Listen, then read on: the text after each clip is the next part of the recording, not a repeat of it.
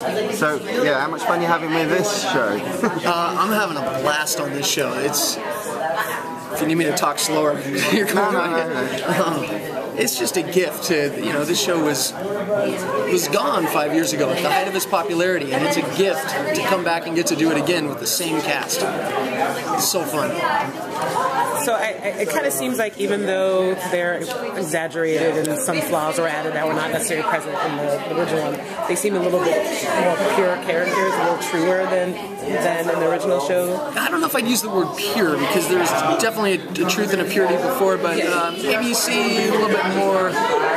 Well, it's lighter. You don't see a lot of the darkness that the original series had, which I love the dark stuff, but it's fun to see some of the lighter, brighter stuff.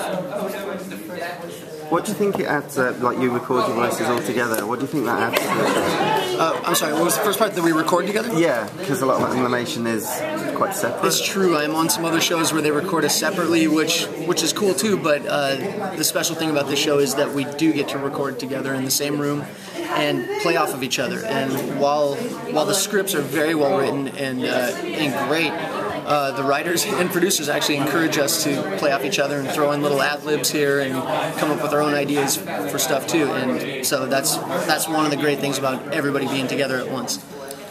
How much of your ad-libs do you make it through? That'd be a question for them, but stuff airs like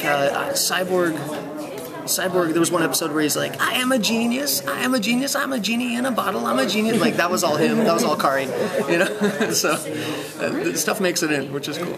We talked to Greg a little bit about how Teen Titans Go is very much a show that brings his character over almost unchanged and just kind of brings everyone up to the level of his character in terms of weirdness.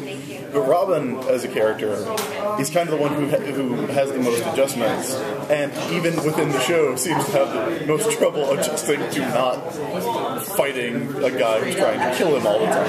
Absolutely. Was that coming back to the character after so many years? Was that like an adjustment that you had to make, or was it easy to just like snap into a new style? No, it was definitely an adjustment.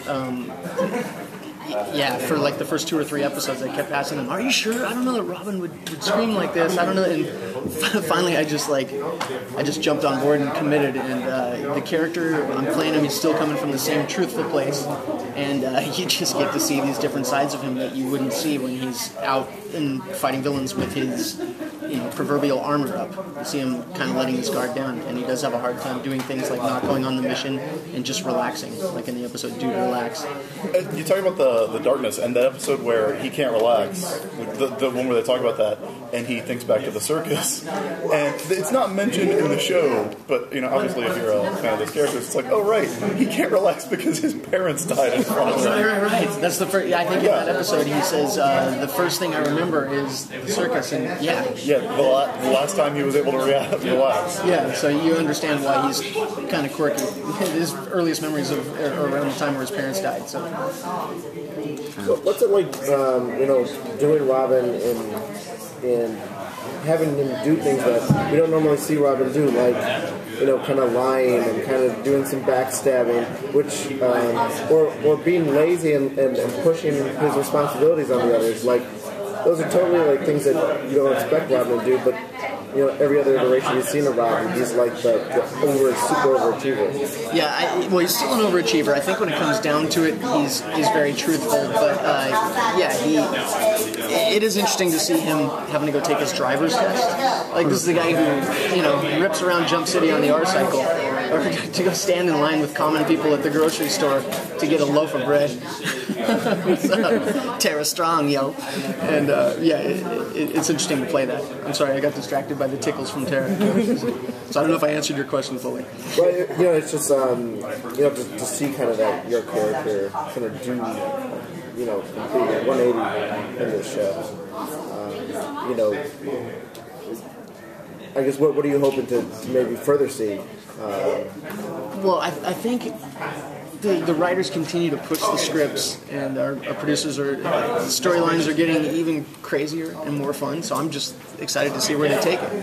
And we've had some guest characters from the past that are resurfacing, so that's kind of fun too. And it's the same actors who played those characters in the original series coming back to play them again. For you voiceover fans, it's the same actors. So I'm just excited to see where it's going to go. Can you say who the characters are? That would be a question for Aaron Horvath, because I don't want to be like called the guy who's, spoiler!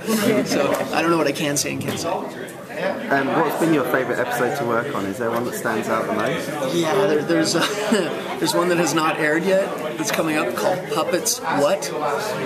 And then there's another one, I forget the title. Why those?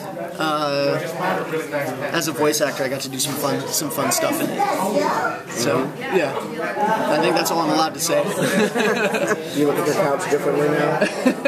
When I look at my couch, I hear Greg Sipes going, "Dude, just relax."